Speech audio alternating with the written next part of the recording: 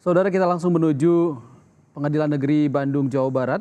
Sidang pra-peradilan yang dilayangkan oleh tersangka kasus pembunuhan Vina dan Eki, Peggy Setiawan, berlanjut hari ini untuk mendengarkan tanggapan dari kuasa hukum Peggy Setiawan dalam sidang replik yang direncananya akan berlangsung saat lagi.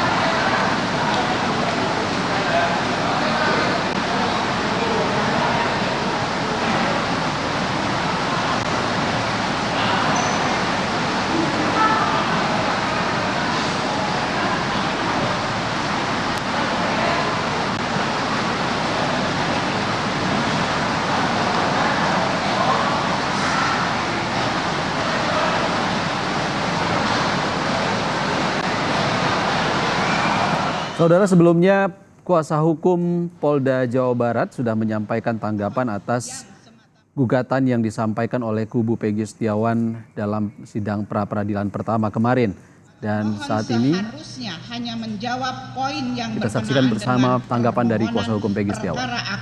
Namun demikian, apa yang disampaikan termohon pada jawaban permohonan perkara aku jauh masuk ke dalam pokok perkara yang bukan ranah kewenangan lembaga pra-peradilan. 4. Bahwa penetapan tersangka berdasarkan putusan Mahkamah Konstitusi nomor 21/PUU/12/Romawi/2014 dinyatakan pada intinya, bukti permulaan yang cukup dalam menetapkan seseorang menjadi tersangka wajib memenuhi 2 alat bukti yang cukup sebagaimana ketentuan dalam pasal 184 KUHP. Hal tersebut tidak dapat dijawab dan dibuktikan dengan terperinci oleh termohon.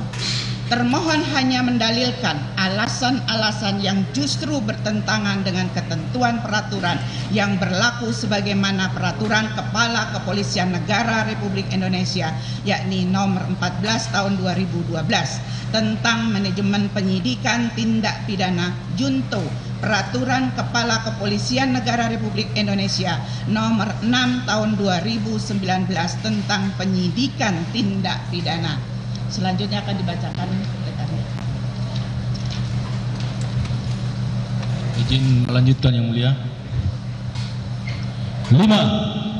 Bahwa termohon berdasarkan Peraturan Mahkamah Agung Republik Indonesia nomor 4 tahun 2016 tentang larangan peninjauan kembali putusan pra-peradilan dalam pasal 2 ayat 2 disebutkan pemeriksaan pra-peradilan terhadap pemohon tentang tidak sahnya penetapan tersangka hanya menilai aspek formil, yaitu apakah ada paling sedikit 2 alat bukti yang sah dan tidak memasuki materi perkara. 6. Bahwa penting untuk disampaikan pada tanggal 24 Juni 2024, berkas perkara atas nama pemohon telah dikembalikan dari Kejaksaan Tinggi Jawa Barat kepada penyidik inkaso termohon, yang mana oleh tim jaksa peneliti melalui Nur Sri Cahaya Wijaya Kasipenkum Kejati Jabar pada pokoknya telah mengirimkan pemberitahuan bahwa hasil penyelidikan belum lengkap kepada rekan-rekan penyidik tersebut, serta selain daripada itu menyatakan berkas belum terpenuhi secara formil maupun material. Video keterangan Kasipenkum Kejaksaan Tinggi Jawa Barat dalam press release pada tanggal 27 Juni 2024 di media Kompas TV, link YouTube dan seterusnya. Dengan demikian, termohon dalam menentukan pemohon sebagai tersangka adalah prematur karena tidak terpenuhi 2 alat bukti yang cukup. 7. Bahwa apabila mencermati dalil jawaban termohon halaman 4 angka 5 terkait DPO tahun 2016, yang telah menjadi bagian dari berkas perkara dalam putusan yang telah berkekuatan hukum tetap, putusan Pengadilan Negeri Cirebon registrasi perkara nomor 3/P/B/2017/PN CBN Junto putusan Pengadilan Negeri Cirebon registrasi perkara nomor 24/B/2017/PN CBN JO putusan Pengadilan Negeri Cirebon registrasi perkara nomor 16/PIT/sus anak /2016/PN CBN. Jelas terdapat perbedaan identitas, alamat dan ciri khusus antara DPO Peggy alias Peron dengan pemohon. Walaupun sebelum surat DPO tersebut terbit, di pihak kepolisian Cirebon telah mendatangi alamat pemohon. Dengan demikian jelas pemohon bukan orang yang dimaksud dalam DPO tersebut. 8. Bahwa ternyata dengan terdapat perbedaan antara orang yang dimaksud DPO dengan diri pemohon, jelas hasil gelar perkara sebagaimana dimaksud dalil jawaban termohon pada halaman 5 angka 7 adalah tidak beralasan secara hukum dalam menetapkan pemohon sebagai tersangka. 9. Bahwa setelah dicermati dengan seksama, ternyata dalam jawaban termohon halaman 5 angka 7 menyatakan gelar perkara yang menetapkan tersangka atas diri pemohon tanggal 21 Mei 2024. Namun dalam dalil jawaban halaman 36 huruf B menyebutkan gelar perkara yang menetapkan pemohon sebagai tersangka adalah tanggal 19 Mei 2024. Dengan demikian menjadi tidak jelas kapan gelar perkara tersebut terjadi. 10. Bahwa berdasarkan uraian tersebut di atas, jelas dan beralasan hukum bahwa penetapan tersangka yang menjadi objek pra peradilan perkara AKO tidak sah karena tidak didukung oleh dua alat bukti yang cukup dan cara mendapatkan alat bukti tersebut unprocedural. Rangkaian dalil yang disampaikan termohon bertentangan dengan fakta yang sebenarnya, di mana pemohon pada awalnya tidak pernah diperiksa sebagai tersangka, kemudian dijadikan masuk dalam DPO dan dipaksakan menjadi tersangka, padahal tidak pernah ada bukti maupun petunjuk yang mengarah kepada pemohon sebagai pelaku tindak pidana sebagaimana dituduhkan dalam perkara AKO.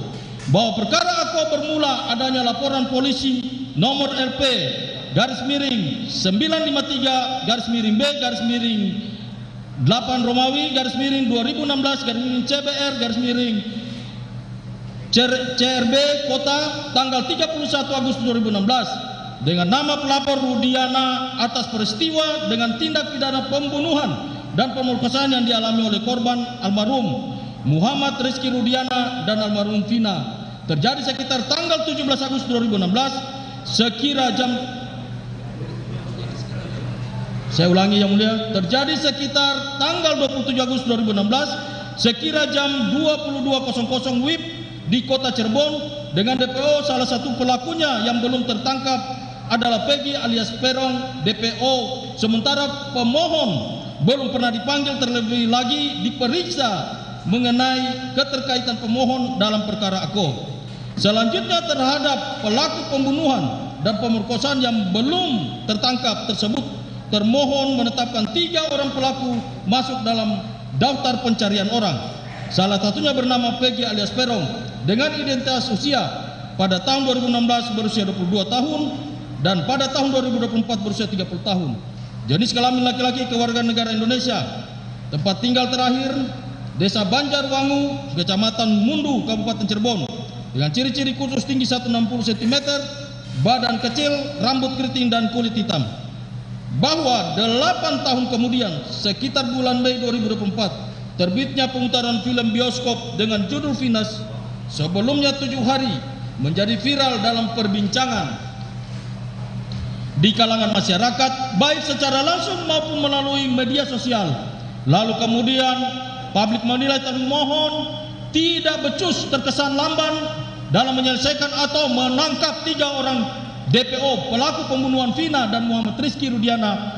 Lalu kemudian termohon secara monoton maaf, Yang Mulia, saya ulangi, secara maraton mengeluarkan surat yang pokoknya melakukan penetapan tersangka atas nama pemohon. Adapun suratnya berupa surat perintah penyidikan nomor _2 SP sidik _194 _5 res 124 2024 di Reskrimum tanggal 19 Mei 2024. Surat pemberitahuan dimulainya penyidikan nomor _2 SPDP 141 _5 Romawi res 1.24 2024 di Reskrimum tanggal 19 Mei 2024. Surat ketetapan tentang penetapan tersangka nomor _2 S tab _90 _5 Romawi res 1.24 2024 di Reskrimum tanggal 21 Mei 2024. Surat perintah penampakan nomor _2 SP kap _79 _5 Romawi res 1.24 2024 di Reskrimum tanggal 21 Mei 2024. Surat perintah penahanan nomor _2 SP han _76 _5 Romawi res 1.24 2024 di Reskrimum tanggal 22 Mei 2024. Ironisnya, terhadap seluruh surat tersebut di atas yang dikeluarkan oleh termohon sangatlah keliru, salah orang, error in persona, atau salah sasaran, sebab sejak tahun 2016 atau 8 tahun lalu dengan bersandar pada rilis termohon sendiri atau putusan Mahkamah Agung RI nomor 1035 _K_PIT _2017 yang termasuk DPO atas nama Peggy alias Peron, bukan Peggy Setiawan, karena Peggy Peron dan Peggy Setiawan adalah orang yang berbeda baik dari usia, alamat, ciri-ciri, dan ini dan permohonan memperjelas perbedaan tersebut sebagai berikut.